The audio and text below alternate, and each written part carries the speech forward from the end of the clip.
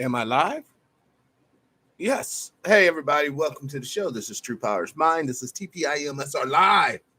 Today's date, August 27th, 2019, the year of our Lord, y'all. Today's show, we're going to be discussing food, pricing, the general sense of everything's getting more expensive. Uh, Perhaps some of the reason why the buying power of the dollar has indeed kind of faltered. Hold on, let me try to get a different. Well, we'll just do it like this. How about that? Uh-oh.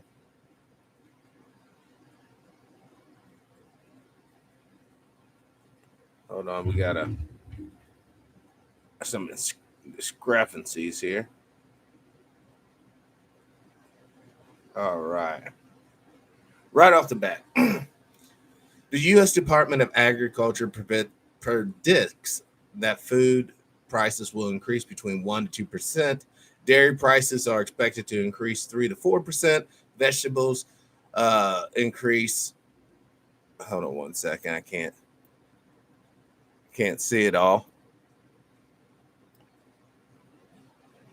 2.5 to 3.5%.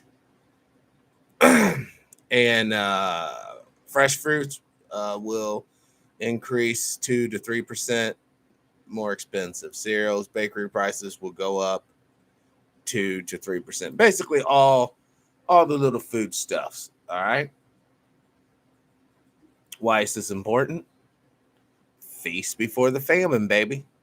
As long as you're eating good, you're feeling good, you don't care who's ruling the show. Well, let that belly start grumbling. Let that craving for whatever. What's up, brother Al? Welcome to the show. Let that go away. And then you see really fast just how quick people become wicked and evil. Put this up here for a second. Yesterday, the whatchamacallit, the show was basically demonetized for some crap. Brother James, welcome to the show. Peace and blessings be upon you, brother. The past couple of days, I've been trying to show people the correlations between agricultural reform efforts, people leaving their lands for the so-called factory jobs, and the devastation effects. See, everyone always want to talk about welfare and this and that and the third. That's why a lot of folks are in the situation they're in. No, the reason why a lot of folks are in the situation they're in is because their people gave up the land or the land was seized from them. Somehow they were separated from their land, you see. As long as you have a base of operation, as long as you have a hub, as long as you have a tangible place you can roll up on, be welcome into the family, have a role to play on the facility, because you got to work, y'all. Let's cross that bridge right now. You have to fucking work. No matter what you're doing, you have to be doing something. You cannot be stagnant and expect for people to spoon feed you. This is a misconception of the so-called entitlement generation. They expect Brother Al, Brother James, and myself to get out there with shovels and pickaxe and dig foundations for new structures and new roads. Well, they just sit and play their little game. Maybe do a couple cool selfies, bruh. Feast and famine. That's what we're talking about. Those people are going to be in famine state here soon and quick. If you guys ever get a chance to, I really do implore that you guys go to YouTube, look up prison talk, prisoners talking about prison, okay? I forget this guy's name, but he was a white guy, and he was saying it doesn't matter who you are. If you're a white boy, you go into prison, you're going to become a part of the gang, and they're going to tell you what to do. It's not a democracy, it's a dictatorship. And apparently, people go into the situation and they acquiesce to that. They join the prison gang. All right. What do you think is going to happen outside the gates? When you already have that mindset proliferated inside the gates, the greater society kind of endorses it now more than ever. When you get boys and girls young, filled with hate, starving, and they see Brother Al over there with a nice big old beef steak because he's prepared. They see Brother James over there rotisserizing a chicken outside because he's prepared. What do you think those fools are going to do? Do you think they're just going to sit there, oh, my belly? Oh. Or do you think they're going to come up with 7 different ways or 7 different good reasons to exterminate you and take your shit? Sister Gloria, good morning. Welcome to the show. We have to get with it, boys and girls. Dare I say, this is why the hub is more important than ever before. Because it's only through our strength in numbers when, let's say, things go awry, we can stand and lean on each other. We have to have a hub. We have to get back some of this, 3.2 or 2.3 billion acres in the United States, the lower 48. Somewhere, somehow, we have to come up with the funds to fund our true liberation. It'll begin as a little village. It'll become a town. It'll become a small town, a small city, a medium city, a large city, because it will harbor freedom and liberation for people. It's the hub. For the past 2 weeks in my hiatus, I have written of so many different plans. I think I almost got it locked in now. A way around all the legal mumbo jumbo. A way to ensure that a portion of whatever's produced of it goes towards a fund that will help the best and brightest of the children there. If they have to go outside the hub for education, for whatever reason, we can't be so short-sighted to think the hub would provide everything, that they will have those funds. Because once the hub is in effect, then education is definitely a part of the plan. Like I said, you got to work, yo. Where you work at a trade or you work at academics, whatever you're doing, it has to be done. And a lot of us want to sit here and act as if we don't see the writing on the wall, act as if we don't see the storm clouds quite literally gathering, y'all, for the hammer strike.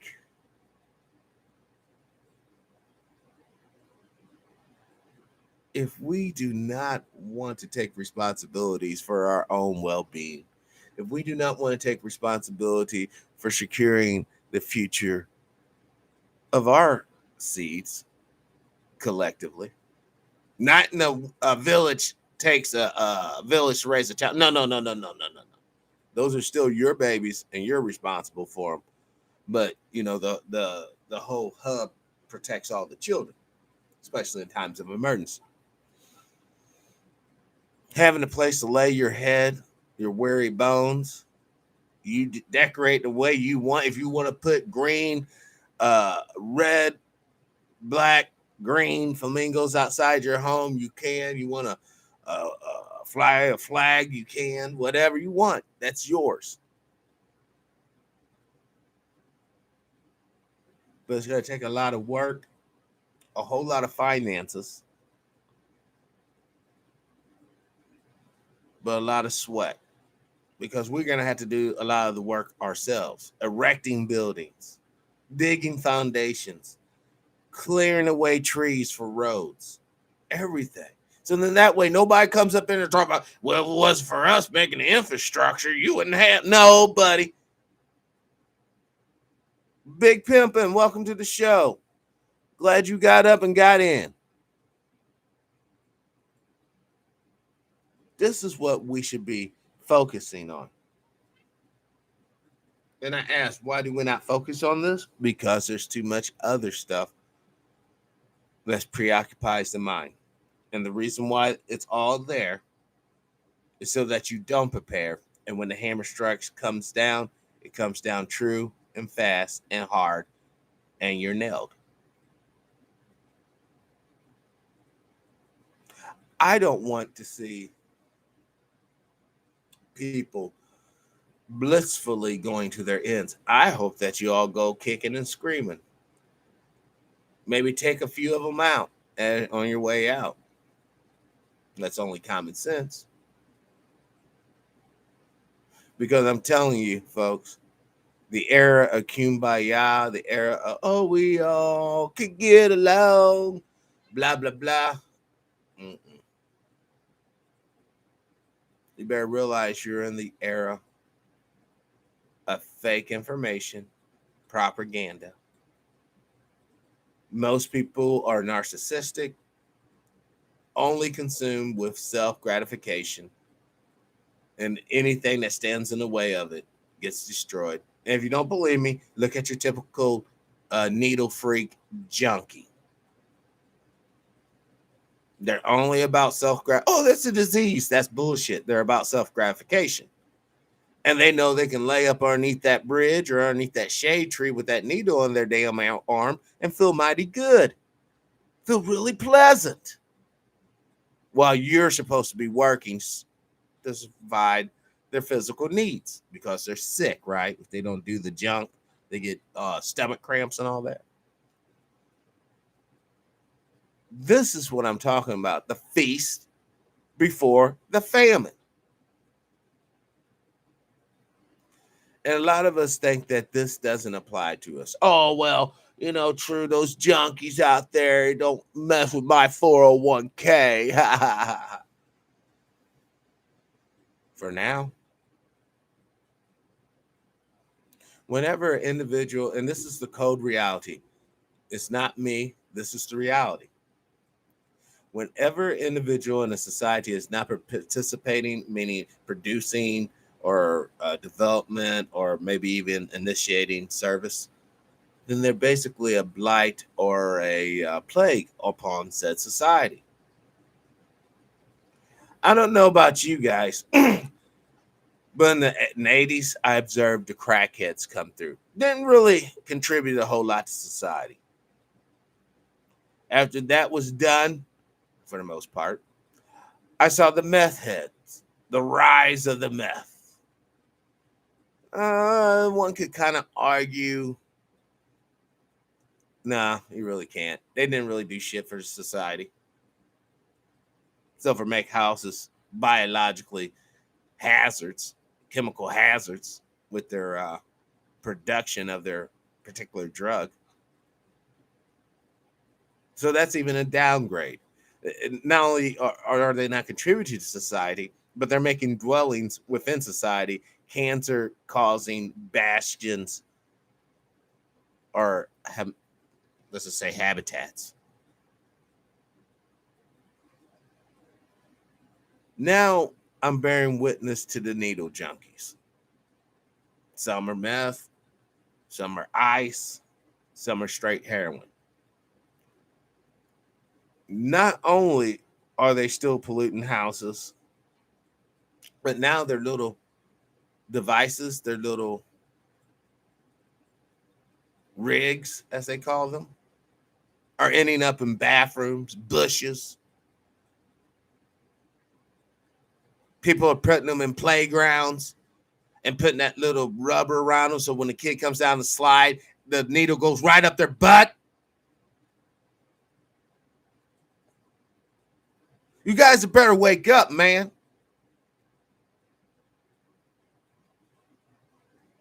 and see that these people are sick.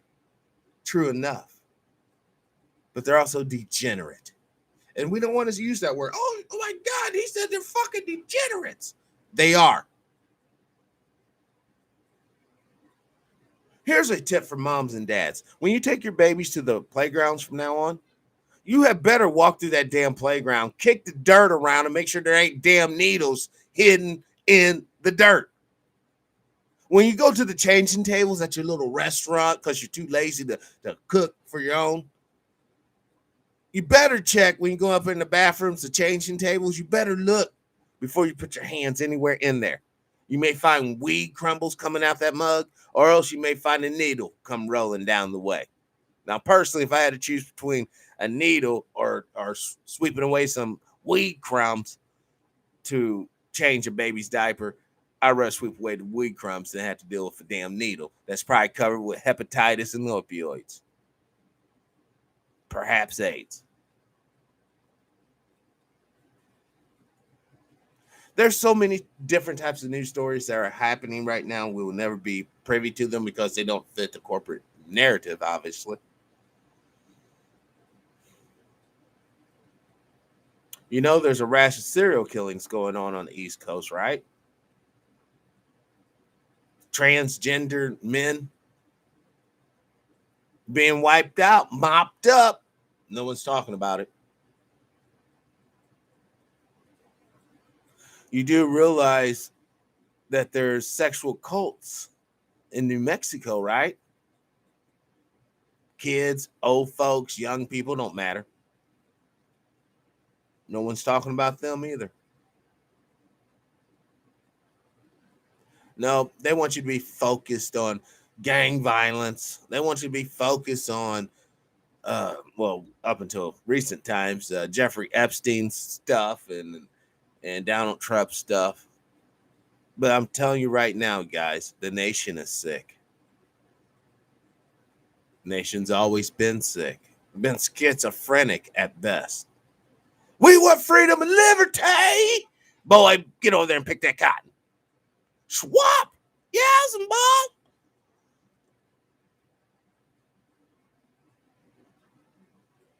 We need, the weed has been weaponized too. Oh my God. I really didn't even want to go there.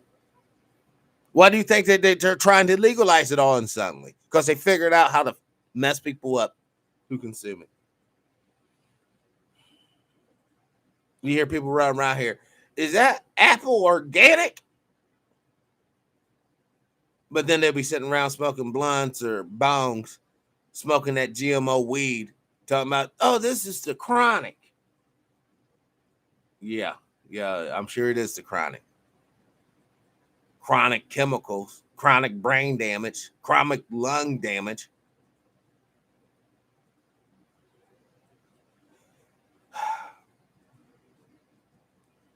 I'm going to ask this question, and it's not rhetorical. Is there any good reason why a person shouldn't want to be sober? Sister Barbara, welcome to the show. Yes, if they're selling it, it's fucked up. Absolutely. I'm going to totally agree. Because we live in a culture of death, sisters and brothers. Straight up. I don't say that like it's some sort of sales fucking slogan. I'm saying it because it's reality. We live in a fucking culture of death. Most of your religions, at the end of the day, is dealing with death. Most of the products you're consuming on a daily basis is helping you look beautiful or feel good on your way towards death.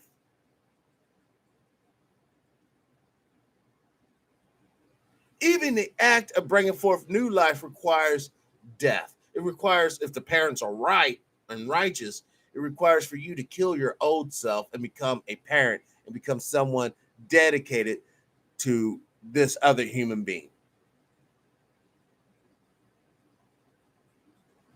Now, I'm not saying the culture of death is bad or good. I'm just saying this is what it is. Money. Absolutely. Death. corporations. It's the dead. And what do everyone? I want to be a CEO. I want to run me a corporations. I want to run a dead entity that has actual effects on living beings. That's a corporation.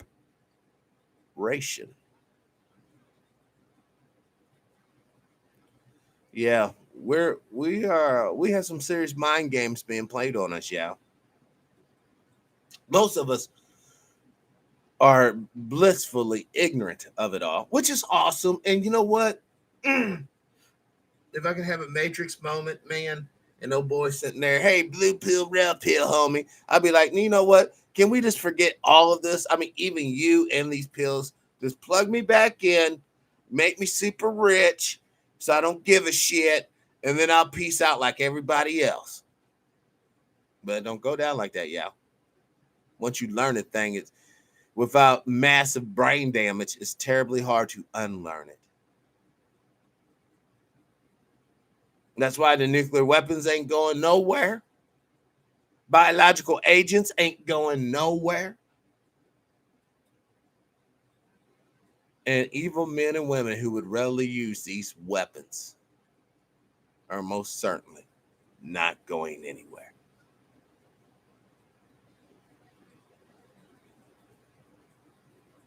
What's the difference in a corpse and corporations? They're both dead. Amen to that.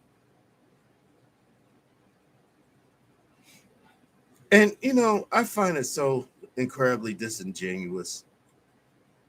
I'm just going to touch on this and I'm going back to feast and famine. How come it takes men who have to go to higher learning institutions, get their doctorals, they get all this education, they do all this research, this to try to prove that God does not exist? I mean, if it's that simple, shouldn't you just be able to wake up? Oh, this ain't real, y'all. If it's really that simple, do you really have to dedicate so much of your life and intellectual capacity? And then after getting these skills, go out in the fields and actually try to find evidence, quote, quote, to show that God does not exist. Hey, welcome to the show, Brother David. 144000230 days. Welcome to the show. Brother Travis Evans, welcome to the show. Peace, love, light, prosperity, abundance, and power to you all.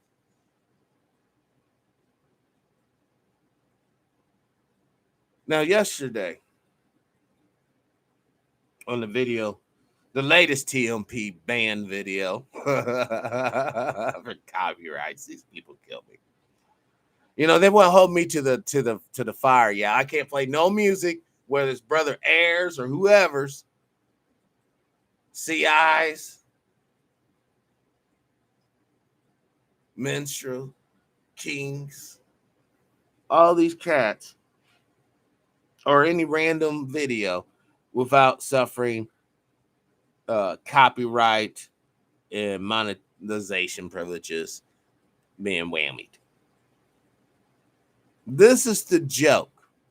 You know, really, YouTube, all they really want, and I know this ranting as a creator, I'm just ranting right now, but YouTube, all they want is for you to be basically a subpar sales representative for their whoever they're peddling in their ads department.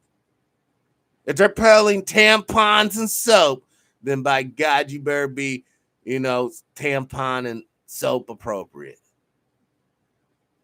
I want to tell you two right now. Look, man, I'm not one of your sales reps. I'm not going to attend your little creator meetings. I'm not going to push your products because, like I just said, I just got finished saying less than 5 minutes ago, this is a culture of death. Most of the products that they're advertising on this platform is about death. You know it, Big Pimpin'? Truth. I want you to be free, Big.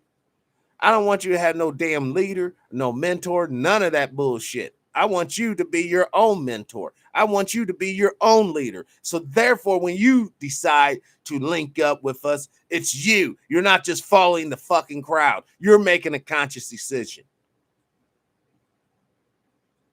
We need more leaders and less Indians or followers. If you want to, use that analogy, because I don't want to be accused of being racist. Someone who just hears the audio and never seen who I am and know what I look like might think this guy, saying some racist, hateful shit, but I'm not. What's hateful about wanting Brother Al, Brother David, Sister Gloria, Sister Barbara, Brother Big? What's so hateful to wanting them to have a piece of the American fucking pie and eat good and have a full belly and have a bunch of loved ones that they love around them, showing them the love, not stressing over stupid shit? What's wrong with that? How come no one can speak up for their collective interest, my collective interest, the family's collective interest, without some sort of angle? Being woke is a terrible but awesome thing. Ain't that the truth?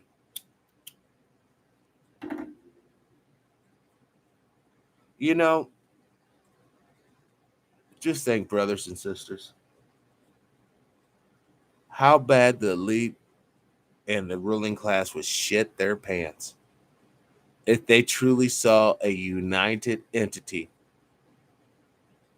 a people that's truly about it. They would collectively shit their pants, because that means some of the engineers that they train to build weapons is on our team. Men and women who know how to use the weapons are on our team. Men and women who knows how to make economic tools and weapons will be on our team.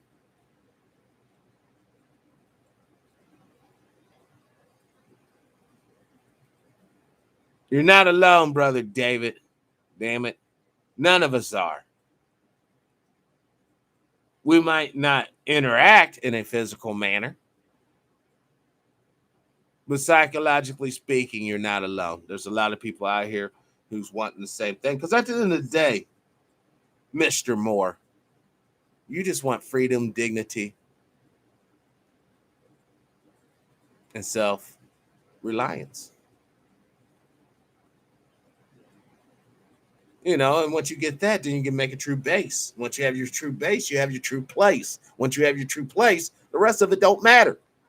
It doesn't matter that President Trump playing game here and these food prices about ready to go through the roof. It wouldn't matter, because you'll be free and you'll be on your hub, or let's just say the hub. You'll be free and you'll be eating.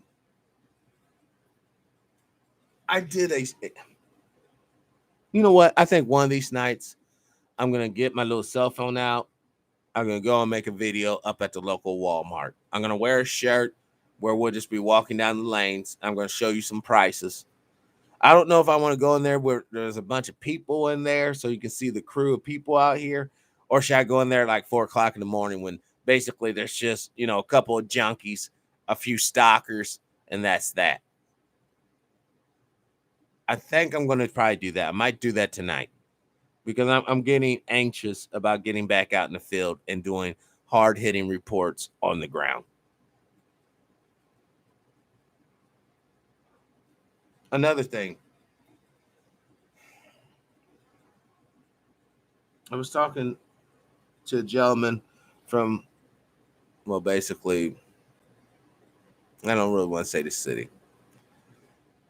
But anyhow, we were talking about the Ebola thing. Walmart, martial law. Well, this should be. It should be Walmart equals Chinese communist treason. The reason why a lot of your mom and pop shops that many of us older folks grew up knowing, oh, they'll be there forever. Bullshit.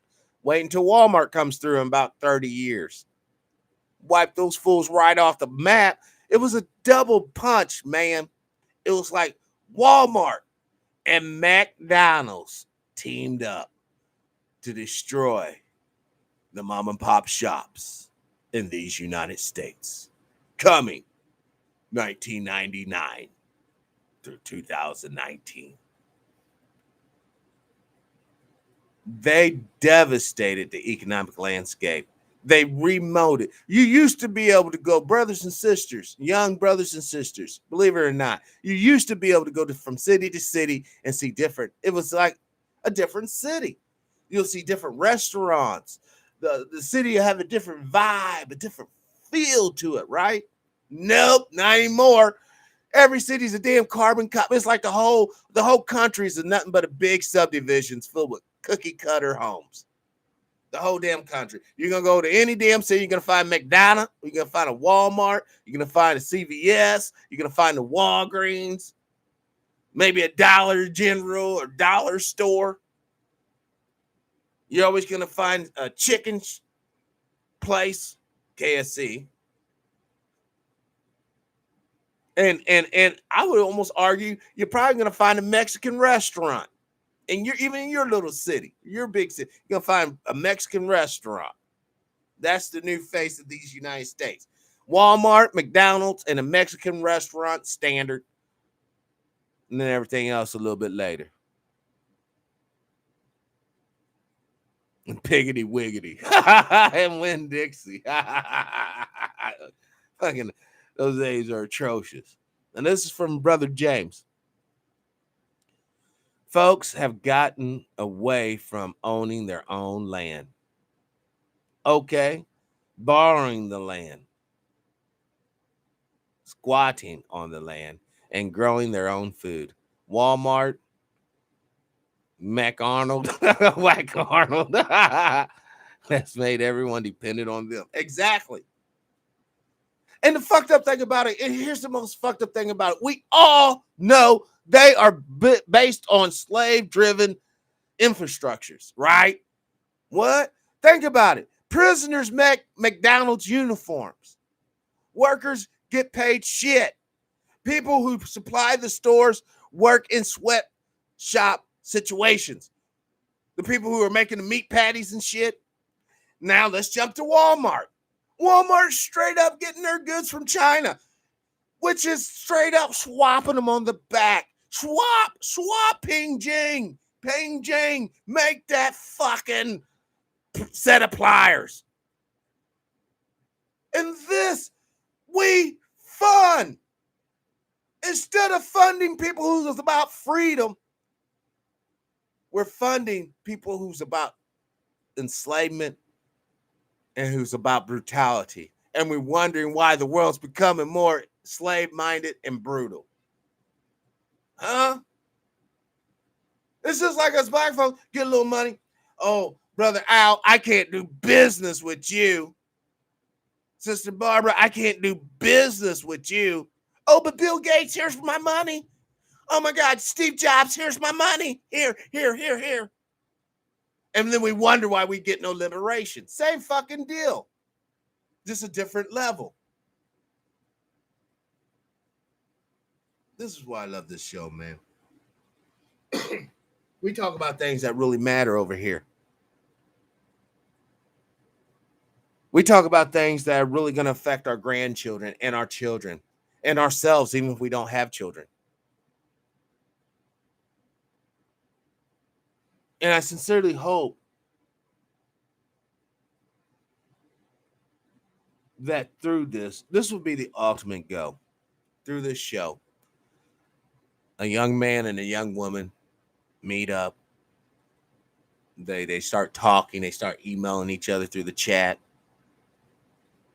From there, the man goes and visits the girl because the man should go and visit the woman. And he makes passionate love to her. I ain't really caring about the economic or status. And a beautiful baby is born from that union. And it all started here. Now, that would be beautiful in my mind. As long as the baby's loved and raised correct. When I mean correct, is raised to love humanity and raised to want to contribute something to the greater society. Now you plug in whatever you need to, as long as that's the base that's raising your baby correct. Oh, and also a healthy dose and respect for God. Now I know a lot of people are going to be like, "Oh, what?" Now that's that's for you parents to choose. I choose to tell my children about the Most High, tell them about His power and glory. Now that's a bridge for you guys to cross. If you neglect that and you raise a little fucking serial killing bastard, well, that could be the reason why. He's respectful. He'll say yes, sir, but he'll slit your fucking throat. Or you can raise a person that's respectful, and they're not going to do that because they love humanity and they love God and they love wanting to be a servant of God. All right, now let's go back to the show, Feast and Famine. There's a couple of reasons why this food, now this says 5 causes, but it's basically the tariffs. It's basically farm workers being harassed and not being able to get to farms to pick the produce to get it to market. It's also the government shystering farmers, cheating them out of money, denying them money if they're melanated farmers. And last but not least, it's also because of the weather, y'all. Oh, big, you're on the same deal. The weather. We're not getting the same yields as we once did. Hold on. Hold on. Let's go right here. Let's go right here. Oh, I don't know what have farm yields increased or fallen over the past year? Corn prices increase and blah blah blah. For many farmers, price increase needed, blah blah blah. Why have crops yields increased?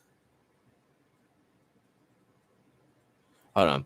Now over in Illinois, these people are farm fanatics. They're like got some of the best farming information out there. State of Illinois. Late planning decision 2019. Blah blah blah. Gary. Oh, seriously delayed. History suggests the odds of increase for lower corn yields. So they're calling for lower corn yields. 5 years, South Dakota compared. Okay. Missouri's in there. 49% compared to 74% 5-year average.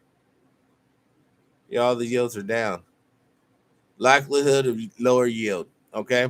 Now, to the farmer, this is good news. That means I have less shit to sell, so I can sell it at a higher price. To manufacturers and to later consumers, it's not such a good deal. Oh man, I didn't know that thing was so blurry. Uh-oh. Hold on, y'all. Let me fix my camera. So basically, you're going to have less corn and more people wanting to buy it so that they can build stuff. And don't forget, corn's used for a lot of different purposes. Everything from feed to other animals. So just because you're a meat eater, it does affect you as well. It also is used for gasoline, or no, not gasoline. What's that called? The bullshit, the additive they put in the gas. It's also used for oils, cooking oils. Some manufacturing lubricant has a corn base to it. And most importantly, popcorn. Because everybody knows you can't watch a movie without eating popcorn smothered in artificial butter. Ethanol. Thank you, brother Chris. Thank you. It's ethanol. Now, I'm almost certain this is a whole worldwide phenomenon. You can call it climate change. You can call it continental drift. You can call it the end of times. The sun's getting hotter. God's will's wrath's about ready to fall. You can call it whatever you like, but the effects are still the same. People are going to starve, and people are going to have to get more resources, aka money, to get the same amount of goods they used to get. Corn is for animals, not humans. So it's soybeans. So it's a lot of these GMO products that we consume on a daily basis. You know how you know that corn's really not meant for you? Unless you eat processed corn, you just eat straight corn. It comes out the same way it goes in. That means your body can't break it down, can't deal with it. So you really shouldn't consume it. You see, a lot of times people, well, they look for the wrong nutritional substance. Instead of eating kale and bullshit like that, most of you guys would be better off going right outside your yard and eating dandelions, eating wild lettuce, eating wild herbs and so-called weeds that grows around your house. You would be better out, because I hate to tell you this, most of you brothers and sisters who's fat on the bacon and sausage and pancakes and hash browns and onions and all this, you guys are really starving. You guys are eating stuff that's not meant for you. You're really in a constant state of famish. Now, your belly's full, but your body's starving, you see. As your body's starving, then how can your mind function correctly? Think about it. Think about it for 1 second. Now, we want to talk about military use. You got poisonous water with fluoride, correct? You got poisonous air, correct? You're eating the wrong type of food, correct? You're being exposed to chemicals such as Roundup and others on a daily basis in your food, in your environment. Come on, man. Ain't y'all ever saw that Batman movie where the Joker put poison in the lipstick and the makeup and the hairspray, and you use them all individually, no effect. But you put them all together, bada bing, bada boom, you're dead. Same thing here.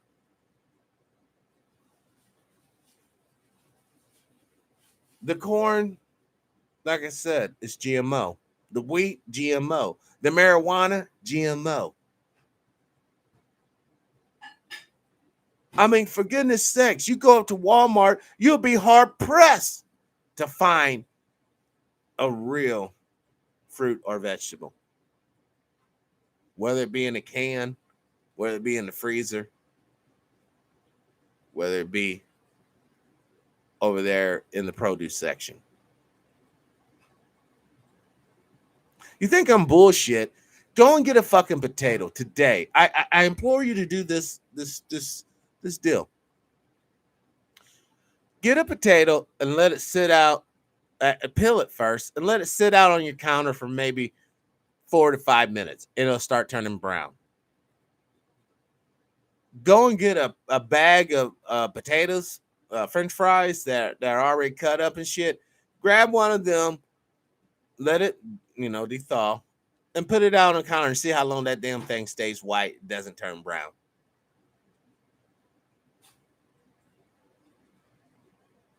That lets you know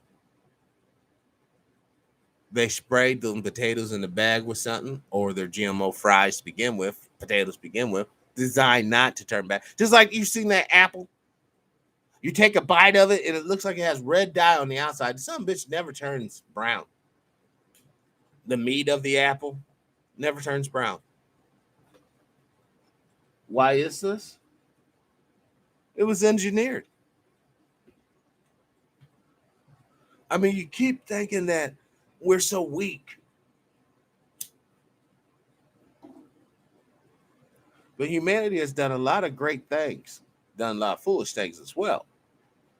But the capacity for us to do even greater things is still here. It's in our minds. It's in our spirit. All we have to do is have the right consciousness to bring it out.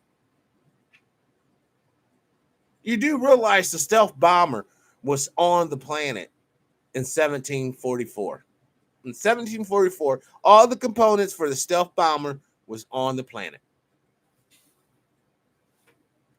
What?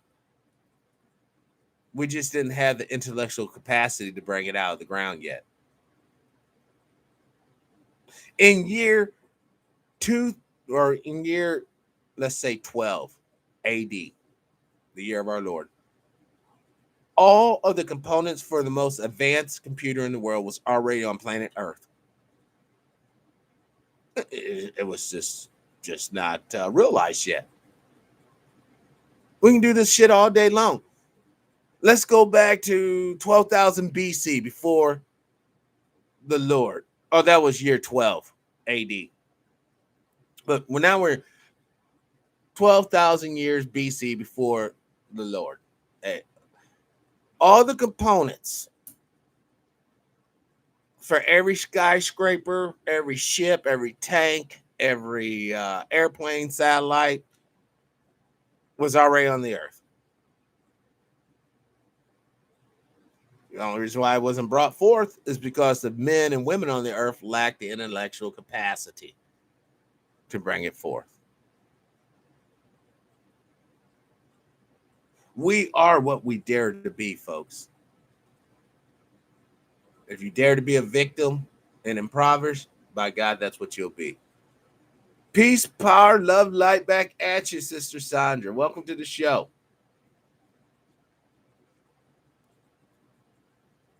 But by the same token that you are what you dare, men and women who are against you are what they dare. Welcome to Sister Janice. Good morning. This is why, brothers and sisters, it's so important for us to be on clarity of purpose. What is the purpose? What is the purpose of our very lives? What, are we just sitting down here to be victimized or be maybe perpetrators, whatever, how you want to look at it? Or was we sitting down here to try to make the world better in some way? Try to fix what we got wrong back in the day. And that's why I hope that we come to the realization. Because when we're looking at the news here, let's look at this. Something seems funny about that. All right. The orange people, hold on.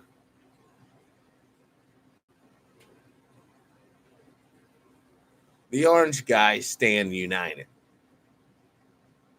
Now, a lot of you guys don't know about Macron. Very unpopular guy in this country. Might be because he's a weasel. Just like most political figures are. Now, I'm just kind of scrolling through the little top headlines here. You know, a lot of things been happening down in the Caribbean lately. And the reason why, because a lot of brothers and sisters down there are tired of the bullshit. That's why you had people coming up sick, people coming up injured. You know, you can oppress some of the people some of the time, but damn it, you can't oppress the same people all the fucking time. And that's where we're at. And, you know, as things comes, things will go.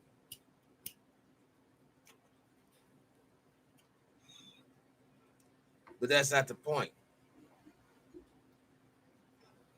The point is, where do you want to be at on the pecking order, on the totem pole? Do you want to be at the fucking bottom, bearing all the weight? Or do you want to rise up to the top? And the only way to do that is together, collectively. The only way. Yeah, the fantasy begins. The fantasy of being disconnected. And it is a fantasy. You cannot outrun this technology, yeah. Like even this feller. Steve Jobs lookalike sparks new Apple conspiracy theory. There's a Steve Jobs is fucking worm meat, yeah. If he's not, he will be soon. Just as everyone will be. No one lives forever. I don't care how rich you are. I don't care how so-called intellectually smart you are.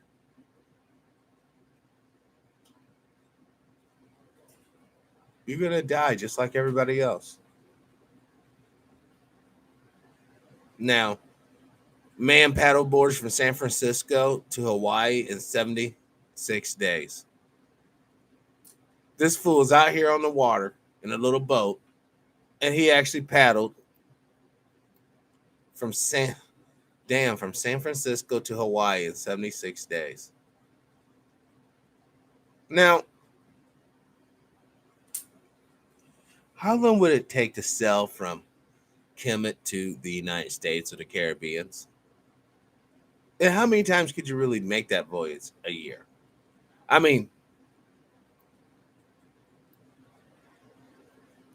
how long have there been hurricanes coming through this part of the world? You see, a lot of times we always focus on the physical world. We always focus on just what we can see, taste, touch, smell, and hear.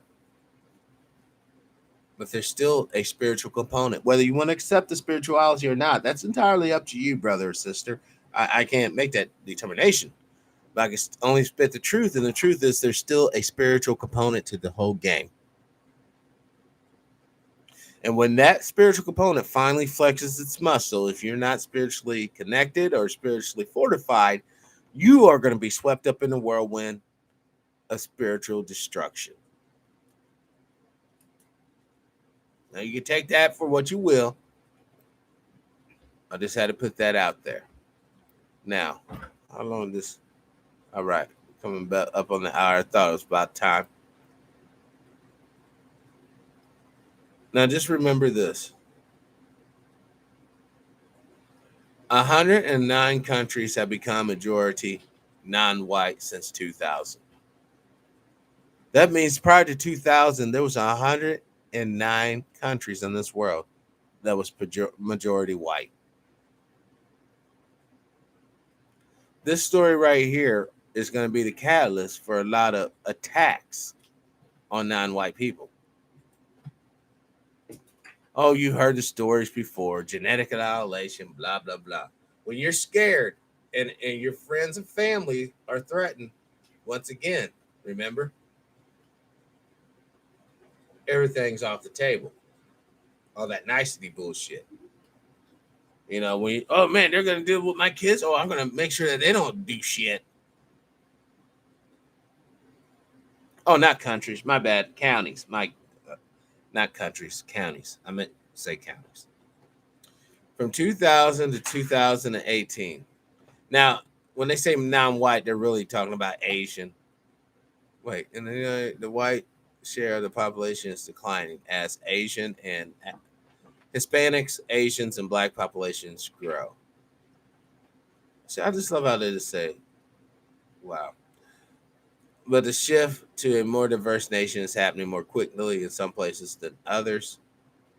And you can kind of see the holdout. But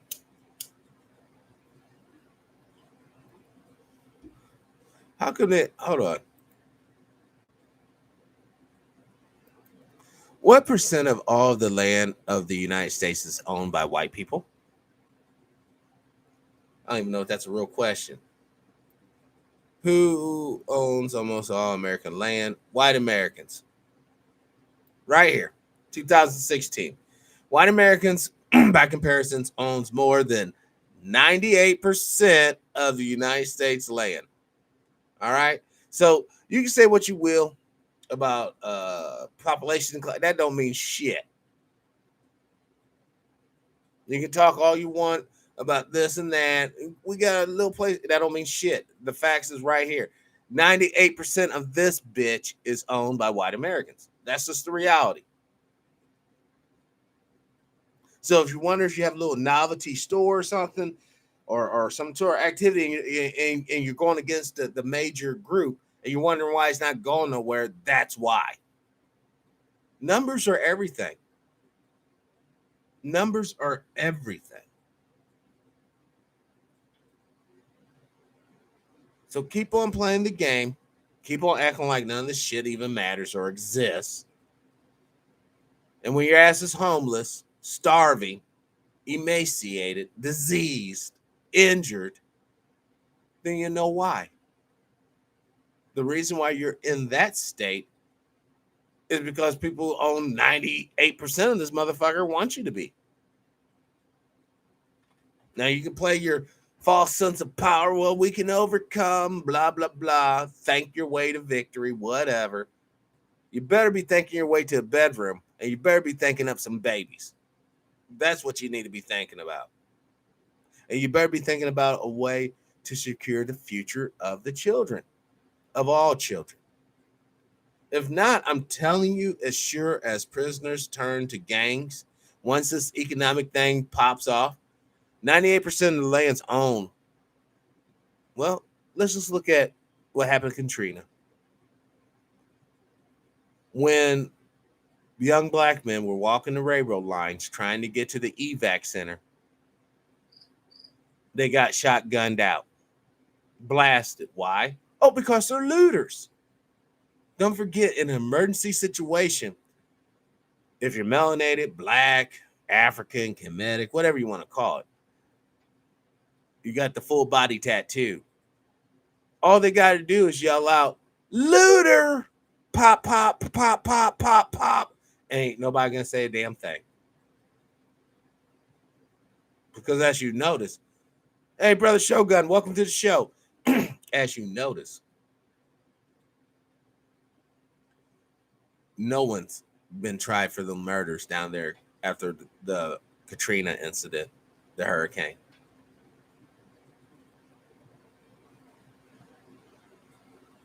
So take that as you will.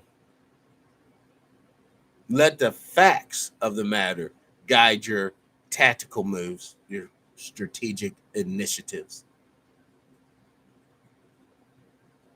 We don't need no more hopes and prayers, y'all.